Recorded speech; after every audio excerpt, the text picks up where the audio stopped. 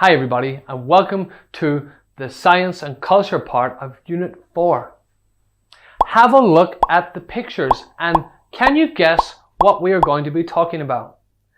That's right, we are going to be talking about the specialties or extremely good food from different countries. Now, let's do a little quiz. Can you match the following dishes to the country which it comes from? Here we are. We have pho, sushi, pizza, curry, and chocolate. Along with the 5 dishes, we have 5 countries which the dishes are from. They are Italy, India, Japan, Switzerland, and Vietnam. Let's see how you do.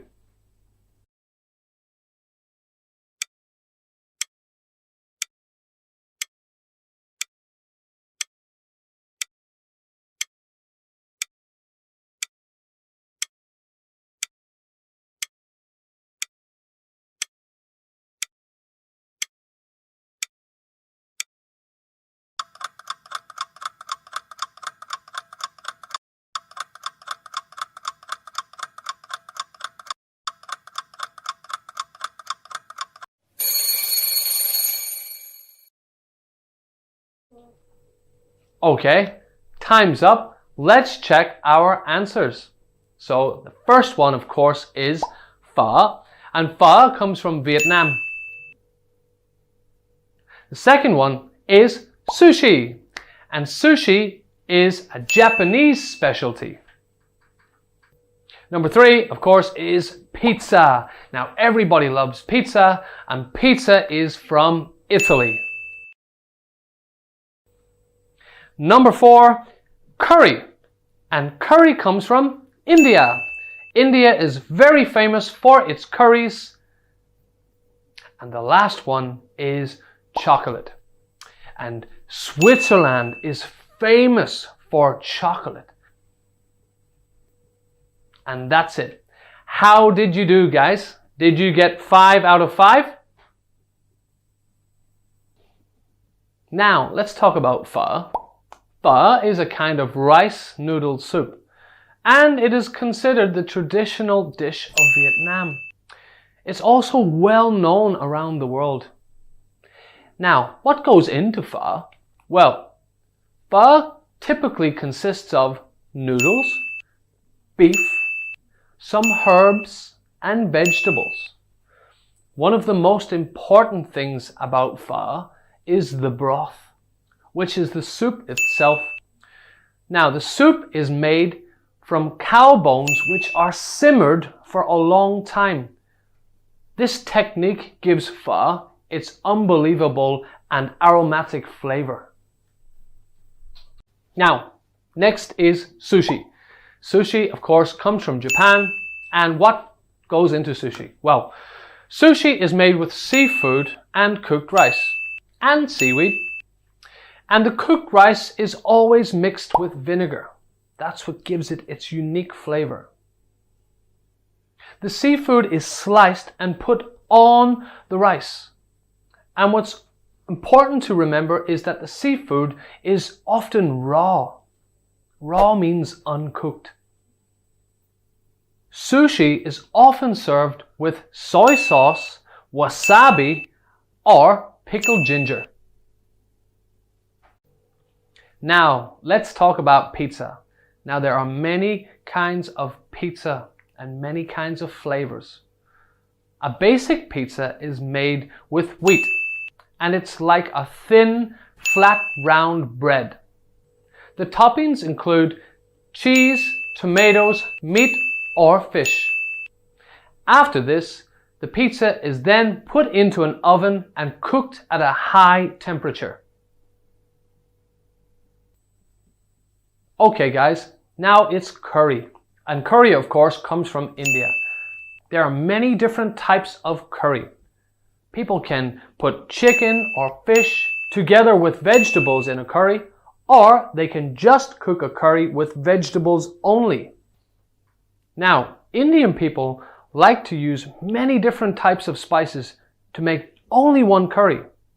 In a typical Indian curry, you would find cumin powder, ginger, turmeric, and chili. Now, chocolate. Now, chocolate has a wonderful flavor, which is often quite sweet, but sometimes a little bitter. Switzerland is famous for making some of the best chocolate in the world. Chocolate is made from cacao beans, which are found mostly in West Africa, although we can find those in Asia too. People also use chocolate for many delicious desserts, such as cakes or ice cream. Now, let's do a quick review. You will see 5 sentences which describe 5 different dishes from 5 countries we just talked about. So, I'm going to give you 2 or 3 minutes to take a look and see if you can get the correct answer, okay?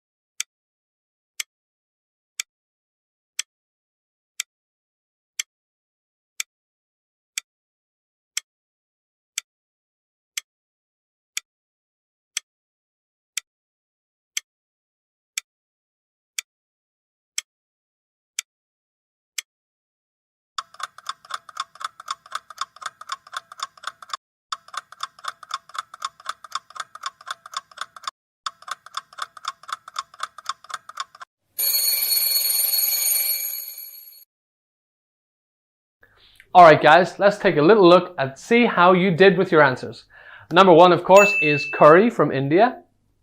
Number 2 is chocolate, and Switzerland is the country attached to that. Number 3 is pizza, and pizza is of course from Italy. And number 4 is pho, and it's from Vietnam. And number 5 is sushi, and Japanese people are famous for making Japanese sushi. Well, what a delicious lesson. I hope you've worked up an appetite for your science lesson, and I'll see you in a few moments.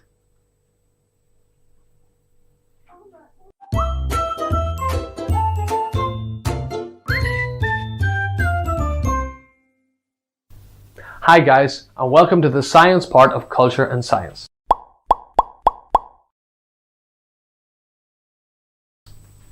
Now, take a little look at these animals. Where do you think they live? Now, today we are going to talk about adaptations. But before we get into that, I want to take a look at one special animal, and it's called the camel. Now, everybody knows what a camel is, but not everybody understands how a camel can live in the desert. What does it take for a camel to survive in such a harsh environment? Well, these parts of the camel are very important, and the camel needs these to help it survive in the desert. Its fur, its hump, its long strong legs, its long eyelashes, and its feet. Its brown fur is the same color as the sand. This helps the camel blend in with its environment so that it can protect itself from predators. Now, in the desert environment, there are a lot of sandstorms, and the camel has very long eyelashes. This protects the camel's eyes from sand getting inside.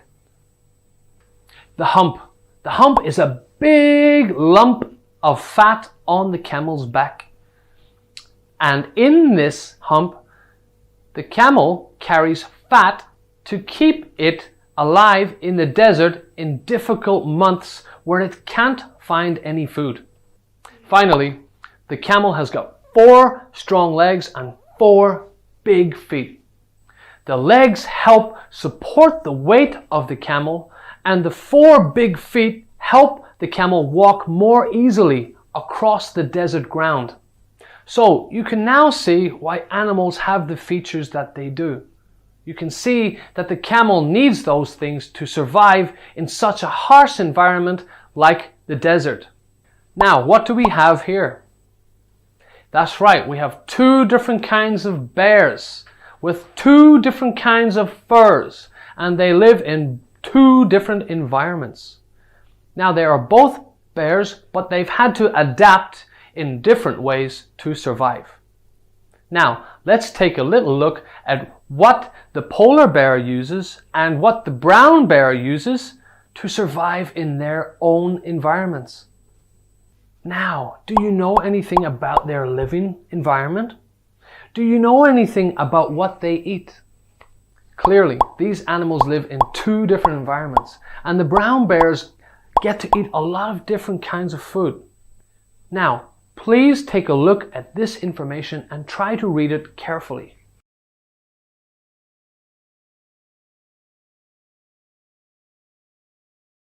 Okay guys, take a look at the screen and take a look at how the animal survived, how it adapted its body, and how it changed its habits. Now you can decide which animal it is, the brown bear or the polar bear.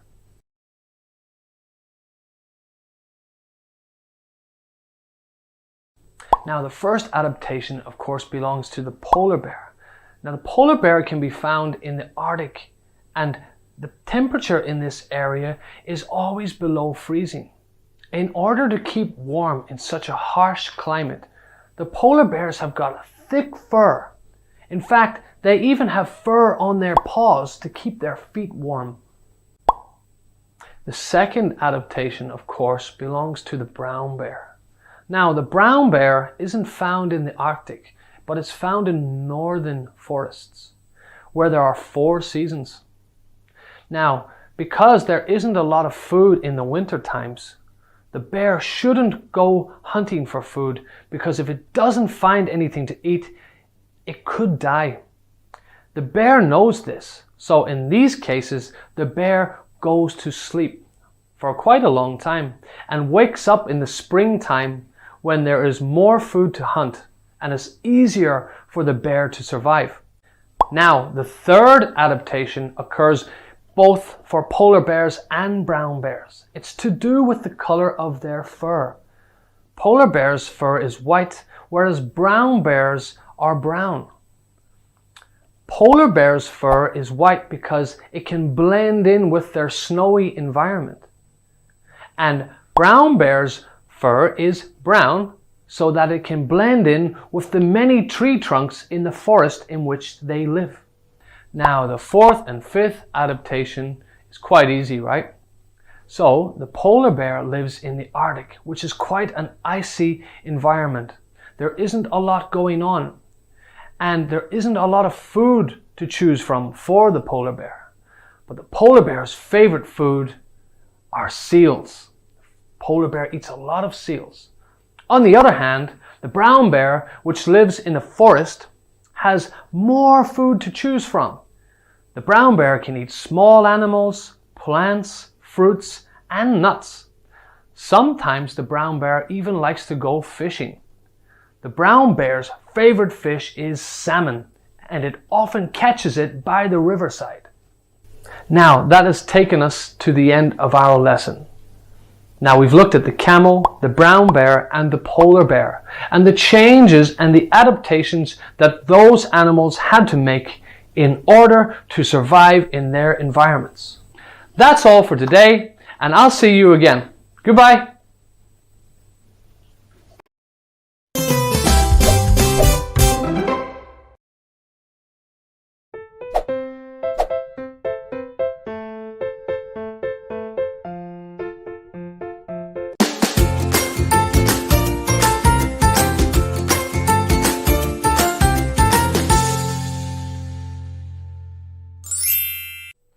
Hi guys, lesson 5, speaking focus. Let's take a little look about how to say what you like to eat and what you don't like to eat. Okay guys, here is some food from the previous vocabulary lesson. Can you remember them? Let's see. So here we have tuna salad, cheeseburger, fish and chips, sausage, tomato sauce and ketchup, strawberry cake, and banana bread. Okay? So with those kinds of food, do you like any of them? I like some of them, but some of them I really hate. Fish and chips. I have it every week. My parents often went to the fish and chip shop near my house every weekend when I was a boy. I love the sound when you bite into the fish, crunch, crunch. I'm not a fan of salad. I don't like vegetables. I think salad doesn't taste like anything. It's just bland. Now, here are some simple structures to use when you show a positive attitude towards food. This means something that you like. For example, I like. I really like, I'm fond of, I'm crazy about.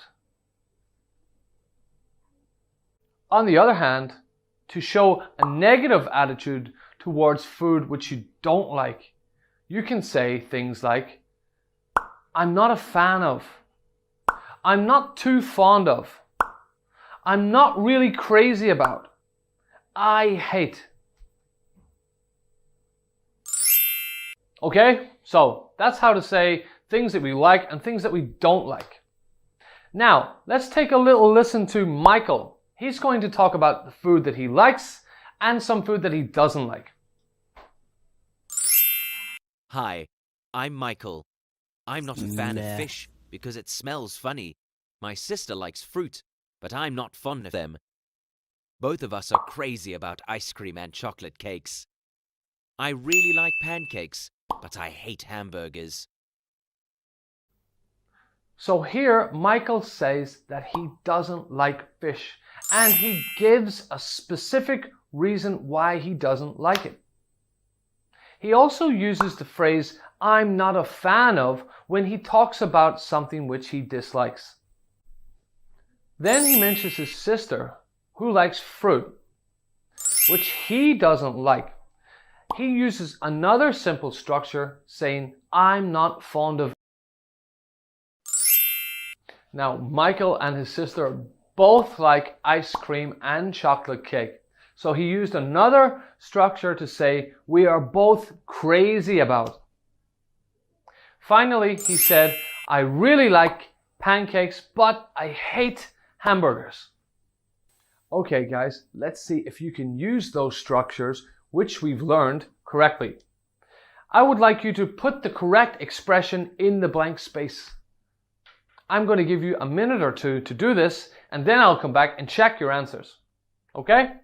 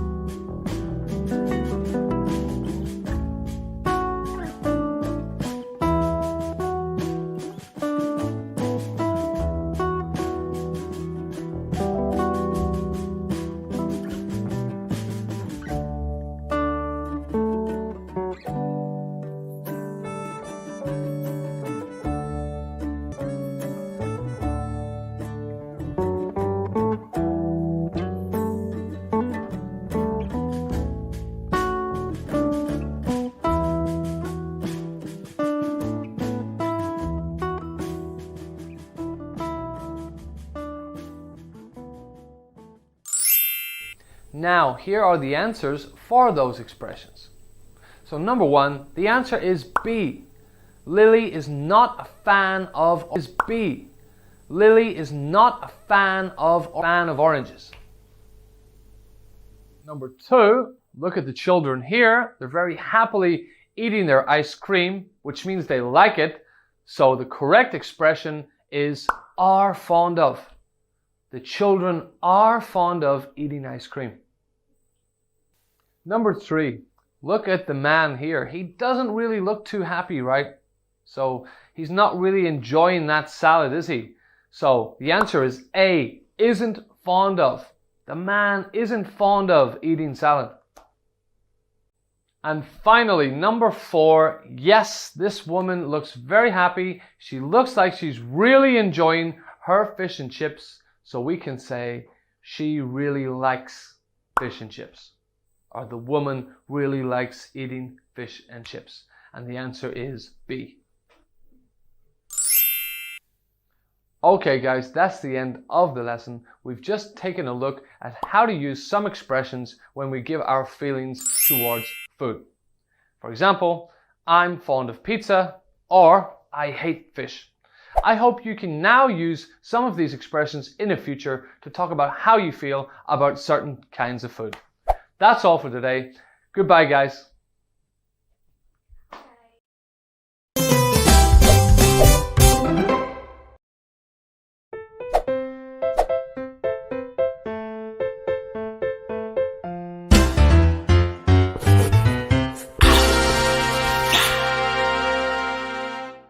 Hello everyone, welcome back to another reading and writing lesson. Let's start with reading section. We'll read about Howard Schultz, the founder of the famous coffee brand Starbucks.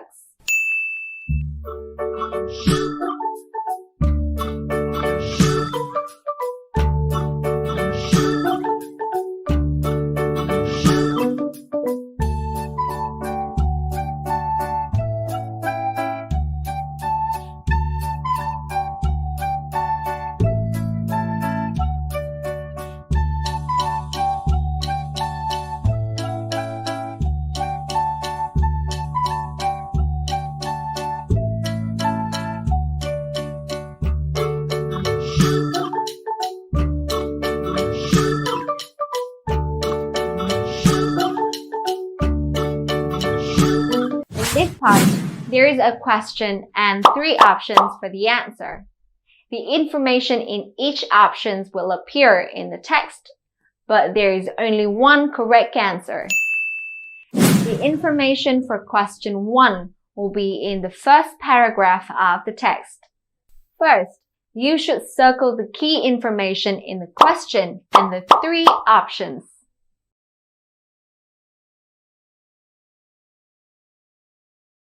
The word in the question and in the text may be different, but they will have the same meaning. Now, let's find the phrase that has the same meaning with Dad didn't earn a lot of money. The answer is could only earn a little money. Now, it's your turn. Find the words or phrases that has the same meaning with these key words. Was in, army, Mom, Dad, same jobs, brothers, younger, and him. Here are the answers. So army is related to war. When and after are both about time. You can easily find mom, dad, and brothers in the text, while younger is the opposite of the oldest. So, we've found the position of the information that each option covers. Now, let's read the sentence in the text one more time and check the 3 options. For option A, could only earn a little money has the same meaning with didn't earn a lot of money. But after and when are not the same, so this option is wrong.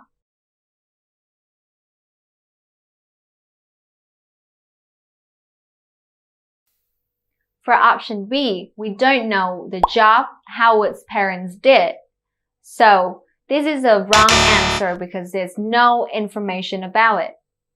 Because A and B are wrong. So C is the correct answer. But just in case, let's just check it out.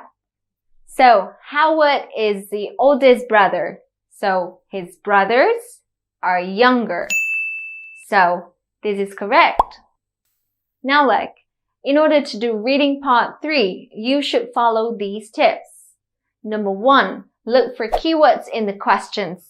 Number 2, scan the words or similar words in the text. Number 3, compare the options with the text to find the correct answer. Now, let's answer the next question using the previous tips. Now, you should circle the key information in the question and the 3 options. And here is the answer. Like can be found in the second sentence, and also it has the same meaning as interested in. His dad is found easily in the text. Stadium is mentioned in the Yankee Stadium. Watch is shown in the text watching. Football can be found directly in the text and is related to sports. Matches is mentioned in the second sentence. Play, the verb played, was found in the last sentence. Now let's compare the options with the related sentences. The text didn't mention Howard watching football with his dad, so A is the wrong answer. Howard